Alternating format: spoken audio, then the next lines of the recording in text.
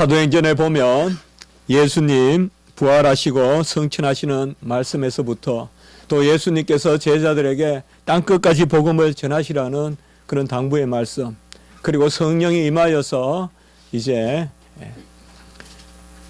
하나님의 백성들이 예수 그리스도의 영을 받아서 서로 떡을 떼는 사랑, 또 모이기에 힘쓰는 그런 교회의 형성, 그리고 이제 뿔뿔이 흩어져서 말씀을 전하는 그런 역사가 기록되어 있습니다.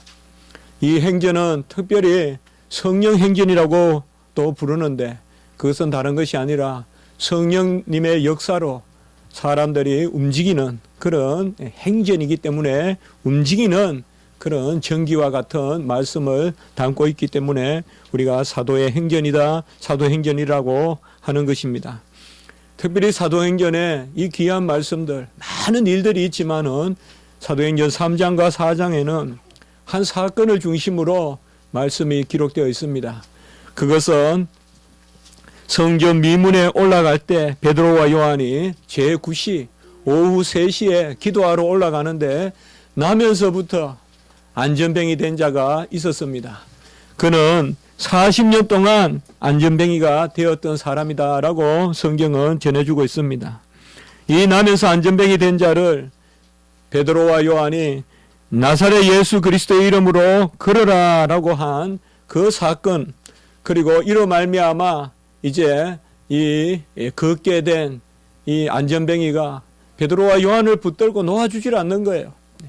이 사람이 나를 걷게 했다, 나를 걷게 했다.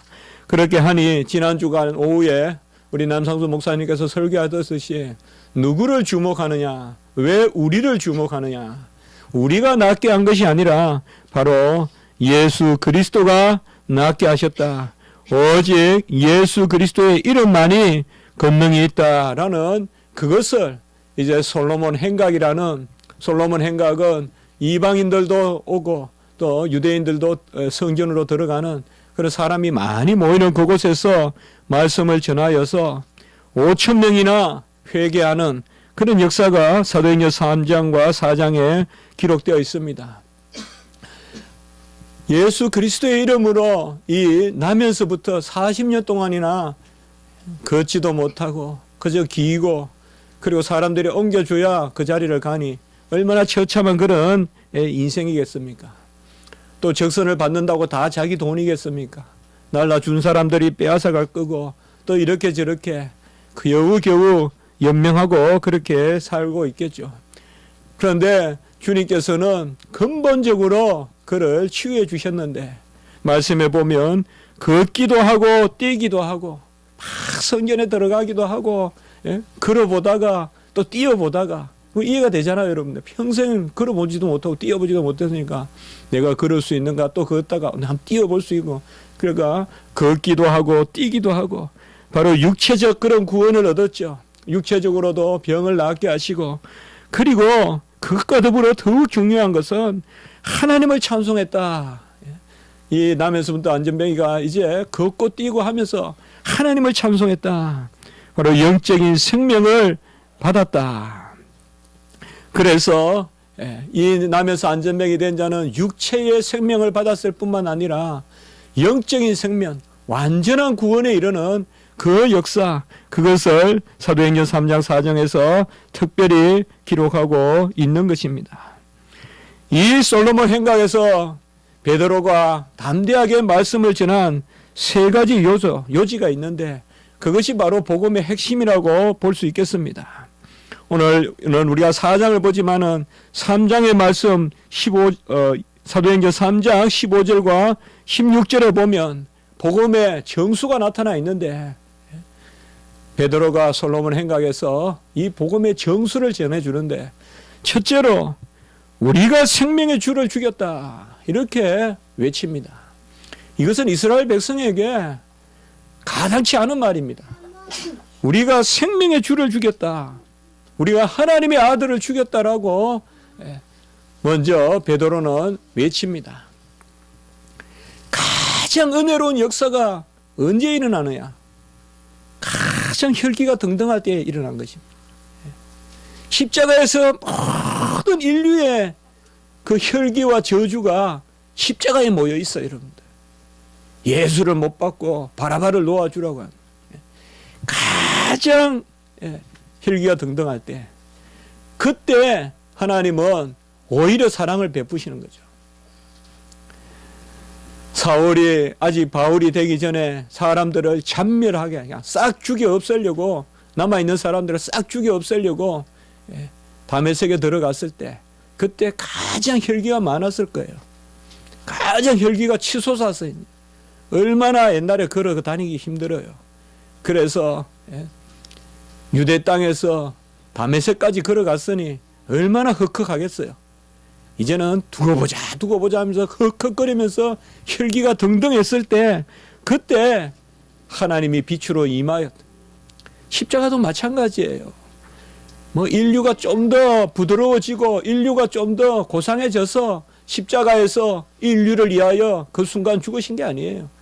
가장 인류가 모질고 가장 인류가 음해하고 시기하고 질투하고 하나님의 아들을 대적하고 미워하고, 그때 바로 예수 그리스도가 십자가에서 죽으신 거예요. 가장 흑암을 끌어모으셔서 흑암을 깨트리신 거예요. 그게 바로 십자가예요. 그 십자가는 모든 죄를 다 끌어모으신 거예요. 그래서 우리가 생명의 주를 죽였다는 말은 뭔가 하면, 우리의 구세주 예수 그리스도는 우리가 죽였다 이 말이에요. 그것은 뭐냐 하면, 우리의 죄가 그 십자가에서 가장 강하게 드러날 때입니다. 우리는 십자가를 부여안고 십자가의 그늘 아래에 있을 때, 어떻게 보면 내가 주님을 만났을 때 가장 내가 사악할 때예요. 내가 가장 흠악할 때, 내가 죄인 중에 괴수일 때, 그때 십자가 그늘 아래 우리가 놓여지는 거예요. 그래서 우리가 생명의 주를 죽였다라고 이렇게 이야기하고, 둘째로 하나님이 그를 살리셨다. 사도행전 3장 15절 16절, 지금 솔로몬 행가에서 베드로가 설교하는 요지가, 첫 번째는 우리가 생명의 주를 죽였다. 우리가 죽였다. 그리고 하나님은 그를 살리셨다. 그리고 세 번째는 그 이름을 믿음으로 그 이름이 이 사람을 성하게 하였다. 바로 이 사람은 40년 동안 병자된 자. 여기 성하게 하셨다라는 말은 육체의 질병만 낫게 하신 것이 아니라 바로 그가 여호와를 찬미하는 영적인 생명까지 허락해 주신 것을 이야기하는 것입니다. 우리는 답답한 곳에 있다가 바깥에 나가면, 공기가 맑아지면 기분이 좋아지죠. 바깥에 나가면 기분이 좋아지는 것은 우리의 코 때문에 그런 게 아니죠. 공기 때문에 그런 것이죠. 우리는 예수 그리스도 앞에 서면 하나님을 믿게 돼요. 그것은 우리의 믿음 때문이 아니에요. 예수 그리스도 때문에 그래요. 공기 앞에 서면 기분이 좋아져요. 누구나 마찬가지예요. 이번에 저도 교수 세미나 여행 가는데 한 2시간, 3시간 차 타고 내려가다가 잠시 휴게소에 나가서 그 남도에 아주 달콤한 공기를 맞으면 다 좋아하죠. 다 좋아해요. 그때 싫어하는 사람이 없어요. 좀 차도 야 공기가 차니 오히려 더 좋다 그러죠. 그것은 우리 코 때문에 그런 게 아니에요. 우리 심령에 믿어서, 그 믿음이 공로라서 예수의 역사가 일어나는 게 아니에요. 예수님의 이름 때문에, 나사렛 예수 그리스도의 이름으로 걸으라 하니, 그 나사렛 예수 그리스도의 이름 때문에 발과 발목에 힘이 생기고, 마치 호흡을 불어넣으니 흙이 생명이 된 것과 같이, 창세기 2장 7절에 호흡을 불어넣으니 생명이 된지라, 생기를 불어넣으니 생명이 된지라 라는 말씀과 같이 예수 그리스도의 이름이 있으니 이 40년 된 병자가 일어서는 것입니다. 우리는 믿음으로 예수 그리스도의 이름을 우리가 받아들여서가 아닙니다. 예수 그리스도의 이름이 있으면 믿음이 생기는 것입니다. 공기가 있으면 우리의 마음이 청량해지듯이 예수 그리스도의 이름이 있으면 우리가 불가항력적으로, 그래서 믿음조차도 우리의 것이 아닌 것입니다. 사도행전 2장 3장 16절에 보면 그 이름을 믿음으로 이 이름이 너희가 보고 아는 이 사람을 성하게 하였나니, 같이 합시다. 그 이름을 믿음으로 이 사람을 성하게 하였나니. 참 좋은 말 아니에요. 성하게 했다. 믿음으로 성하게 했다. 이러니 마치 40년 된 병자가 믿으니 그 믿음이 공로가 있어서 이 사람이 성하게 됐다, 그렇게 들리기도 하는데, 후반부에 보면 예수로 말미암아 난 믿음이, 같이 합시다. 예수로 말미암아 난 믿음이. 이게 중요한 것입니다. 예수의 이름으로 말미암아 난 믿음이에요. 내 코 때문에 기분이 좋아지는 게 아니에요. 공기가 맑아서 기분이 좋아지는 것이에요. 흙이 생기를 받아들여서 생명이 된 것이 아니에요. 생기가 들어오니 흙이 육체가 되는 거예요. 흙은 흙이에요. 생기가 들어오니 비로소 피가 돌고 핏기가 돌고 화기가 돌고 도는 거예요. 마찬가지입니다. 예수로 말미암아 난 믿음이다. 그리하여서 우리는 아무 우리의 공로가 없고, 이게 초대교회의 핵심 메시지란 말이에요.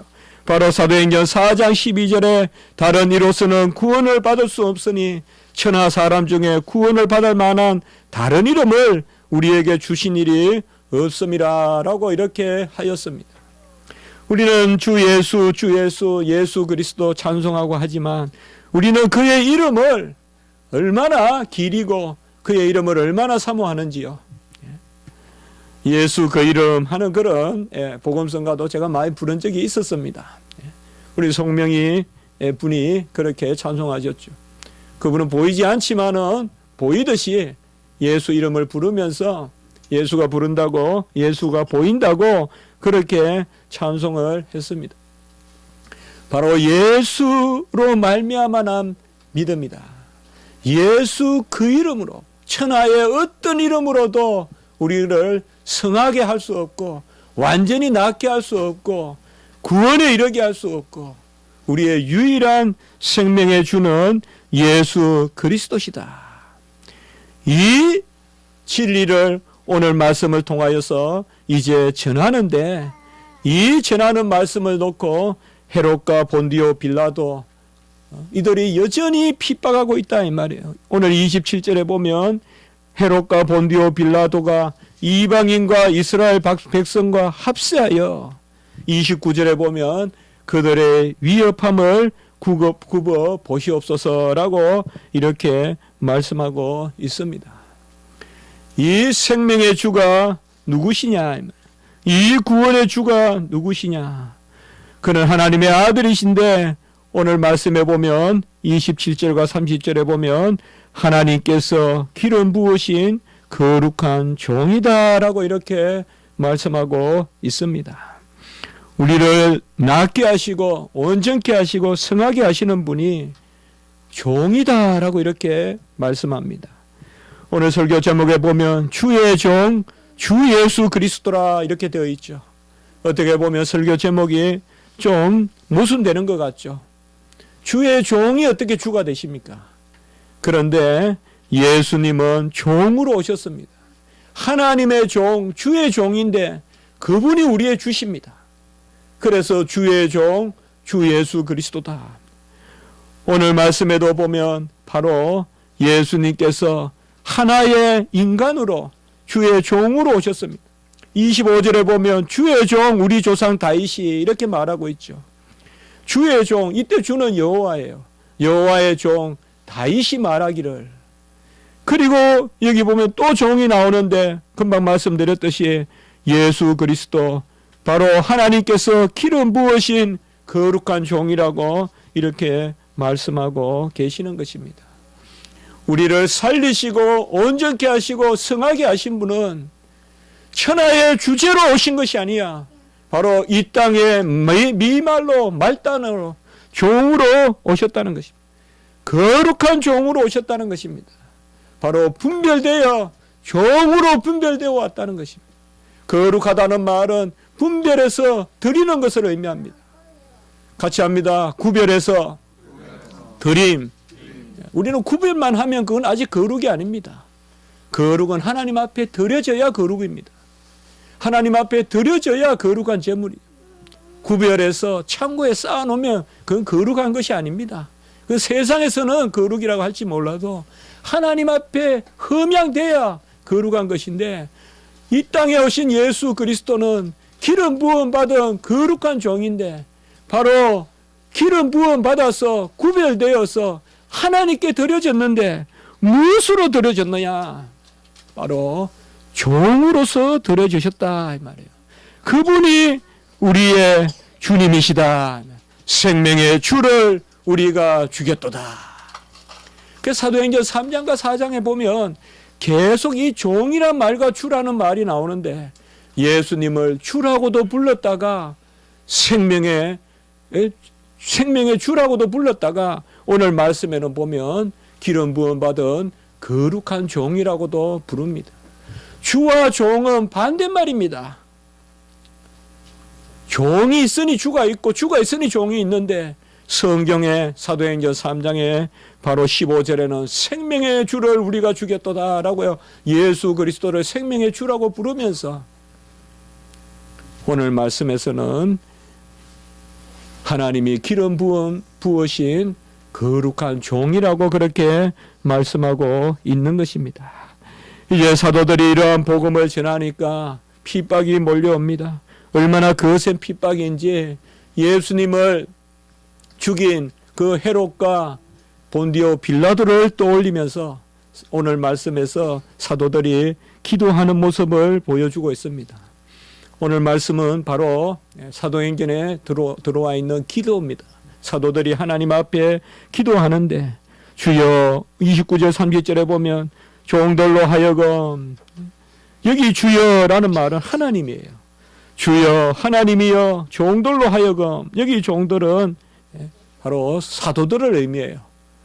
주여 사도들로, 저희들로 하여금 담대히 하나님의 말씀을 전하게 하여 주옵시고, 손을 내밀어 병을 낫게 하옵시고, 표적과 기사가 일어나게 해달라는 것인데, 어떤 종으로 말미암아? 거룩한 종 예수 그리스도로 이루어지게 하옵소서. 여기 보면 주여라고 부르는 주는 하나님 아버지를 뜻하고, 종들로 하여금, 이것은 이제 사도들을 뜻하고요. 이 종들로 하여금 담대히 말씀을 전하고, 손을 내밀어 기도하면 낫게 하는 권능을 주시고, 그리고 표적과 기사를 행하게 해 주시옵소서. 또 종이 하나 나와요. 누구의 이름으로? 하나님이 기름 부으신 거룩한 종 예수의 이름으로. 사도들도 자신들을 종이라 부르고 예수님도 종이라고 불러요. 그런데 우리가 꼭 기억할 것은, 원어 헬라어에 보면 여기 종이라는 단어가 다른 단어로 쓰여져 있어요, 여러분들. 사도들이 자신을 부를 때 그 종이라는 말은 둘로스라고 되어 있고요, 복수로 되어 있어요. 그래서 주여 종들로 하여금 할 때 우리 이제 베드로와 요한, 그리고 초대교회 사도들, 이는 둘로스라고 되어 있어요. 우리가 같이 해볼까요? 둘로스. 우리 둘로스란 말은 많이 이야기해요. 둘로스 배도, 둘로스 또 배도 있고, 둘로스 선교단체도 있고, 종이라는 말이에요. 이 종들로 하여금 또 다른 종의 이름으로 하나님이 기름 부으신 거룩한 종 예수 그리스도의 이름으로 복음을 담대히 전하게 해 주옵시고, 손을 내밀어 기도하면 낫게 해 주옵시고, 표적과 기사를 행하게 주시옵소서라고 지금 기도하고 있어요. 이때 거룩한 종, 하나님이 기름 부으신 거룩한 종 할 때, 이때 종은 다른 단어를 사용해요. 같이 해봅시다. 파이스. 이거는, 이 말을 우리가 많이 쓰지 않거든요. 이 말이 사실 중요해요. 여기 예수 그리스도는 27절과 30절에 나오는 거룩한 종 할 때 이 종은 파이스란 단어를 쓰는데 우리 성경에도 보면 그 밑에 나나주 2번에 보면 소자라고 돼 있죠. 이때 종이라는 이 단어는요, 신분적으로는 아들을 뜻해요. 그리고 사회적, 직분적으로는 뭘 뜻하는가 하면 종을 뜻해요. 그래서 이 단어는 뭔가 하면 아들이면서 종이라는 뜻이에요. 아들이면서 종이라는 뜻이에요. 왜 이런 단어를 쓸까요? 아들이면 아들이고 종이면 종이지. 이것은 구약시대 때 종이라는 단어를 생각하면 돼요. 구약시대 때 종이라는 말은 우리 가문에 속한 건속이란 뜻이에요. 우리 가문에 속한 아이들. 요새야 아이들 쫓아다니느라고 부모들이 바쁘지만은 옛날에는 부모님들이 이리와 저리와 하면 아이들이 정확하게 그냥 두말 안 하고 지켰죠. 저는 어릴 때 우리 집에 방이 2개인데 하나는 그냥 곡간 같은 방이고요. 거기가 제 공부방이었는데요. 저는 막내였는데 그 안방에 전부 다 식구가 7명이 잤어요. 7명. 딱 순서가 돼 있어요. 저는 막내니까 저 끝에서 어떨 때 자다가 이제 엄마 쪽으로 막 순서는 원래 저 끝인데 자다가 이제 엄마 쪽으로 가죠. 아버지 앞에 무릎 꿇고 안 앉은 적이 없어요. 항상 무릎 꿇고 앉아요. 아버지 앞에. 그리고 절대 방에서 운목, 아랫목이 있잖아요, 여러분들. 운목이 뭔가 하면 우리 또 언어기나 말이야 운목이 좋다 생각할 거예요. 위니까. 그는 추운데요, 추운데. 아랫목은 이제 따뜻한 데죠. 꼭 부모님 아랫목에 앉아 계시고 우리는 운목에 앉아요. 그래서 이리 와 이러면 이제 그 부모님 옆으로 가고 이제 그렇게 했죠. 바로 이런 거예요. 이 질서 속하는 거. 그래서 우리가 구약의 이 종이라는 개념은요. 그래서 노예라는 개념도 우리 성경에서 보면요. 그 유하는 객이나 그리고 종이라도 그 속한 건속이라도 하나님의 말씀을 전하고 할례를 베풀고 안식일에 그들을 쉬게 하고 이런 말씀들이 나오잖아요. 그래서 특별히 이 구약에서 종이라는 말은 2가지 의미가 있어요. 하나는 선택했다는 의미고 그리고 하나는 바로 순종하라는 의미예요. 그래서 예수 그리스도를 하나님이 기름 부음 받으신 하나님의 기름 부으신 거룩한 종이라고 했을 때 이 종이라는 단어는 구약의 종이라는 단어를 옮겨놓은 파이스란 단어예요. 구약의 종이라는 단어는 에베드라는 말이 있어요. 에베드. 그게 바로 종이라는 뜻이거든요. 구약에. 구약은 히브리어인데요. 히브리어로 에베드라는 말은 뭔가 하면 아주 긴밀한 관계 가운데 종도 그 집의 주인에게 속했고 아들도 그 집의 주인이 바로 우리가 포도원 비유에 보면 포도원 비유의 주인이 바로 뭐예요? 농부고 아버지예요. 아버지. 그래서 나중에는 아들을 보내죠. 처음에는 종을 보내다가. 그게 포도원 농부의 비유에 나오잖아요. 마태복음 21장에. 그래서 바로 이때 사용하는 것이 종이라는 것입니다. 구약에서 종이란 단어는 모세에게도 사용되고 그리고 야곱에게도 사용됩니다. 민수기 12장 7절 8절에 보면 내 종 모세라고 하고 이때 종이라는 단어 아무에게나 종이란 말 안 써요. 아주 긴밀한 관계를 부를 때 종이라고 불러요. 그래서 하나님이 내 종 모세라고 부르면서 그 종 모세와는 직접 대면하여 명백히 말씀하시고 이렇게 말하고 있어요. 내 종 모세와는 은밀한 말로 하지 않고 직접 명백한 말로 말씀하셨다라고 이렇게 기록하고 있습니다. 열왕기상 11장 34절 36절에 보면 다윗도 내 종 다윗이라고 불러요. 대단한 긴밀한 관계를 뜻해요. 내 종 다윗이 내 명령과 내 법도를 지켰으므로 내 종 다윗이 항상 내 앞에, 참 은혜로운 말씀이에요, 등불을 가지고 있게 하리라. 그러니까 내 종 다윗은 항상 내 앞에 등불을 가지고 있게 하리라. 아주 긴밀한 그런 말로 종이란 말을 사용합니다. 간혹 이방의 왕도 하나님이 사용하실 때는, 승리의 도구가 될 때는 종이라고 부르기도 하는데, 예레미야 27장 6절에 보면 내 종 바벨론의 왕 느부갓네살이라고, 이렇게 느부갓네살 왕도 종이라고 부릅니다. 특별히 구약 성경에 보면 이 종을 이사야 41장 이후에 보면 이스라엘을 특별히 종이라고 부릅니다. 그래서 한 나라 한 민족을 종이라고 부릅니다. 이것은 아주 하나님이 사랑하시는 거예요, 여러분들. 아까 말씀드렸죠. 모세는, 내 종 모세에게는 하나님이 은밀한 말로 하지 않고 명백한 말로 친히 말씀하셨어요. 다른 사람들은 은밀해요. 못 알아들어요. 그러나 모세에게는 직접 언어로 말씀하셨어요. 그리고 다윗에게는 등불을 들어주셨어요. 종이라고 부르시면서. 그 종을 특별히 이스라엘 백성들이 이제 나라도 망하고 더 이상 소망이 없어 보일 때, 그때 하나님이 이사야 선지자를 통하여서 그루터기를 남겨놓았다고 불러주시면서, 특별히 이사야 39장부터 40장부터 위로를 전하면서 그 41장에 보면 바로 이 말이 나와요. 나의 종 너 이스라엘아. 이때 종이라는 말은 우리가 아이고 그저 뭐 노예 그런 게 아니라 이 말이에요. 이때 종이란 말, 에베드란 말, 이 말이 신약시대 때 예수님께 사용된 파이스란 단어라 이 말이에요.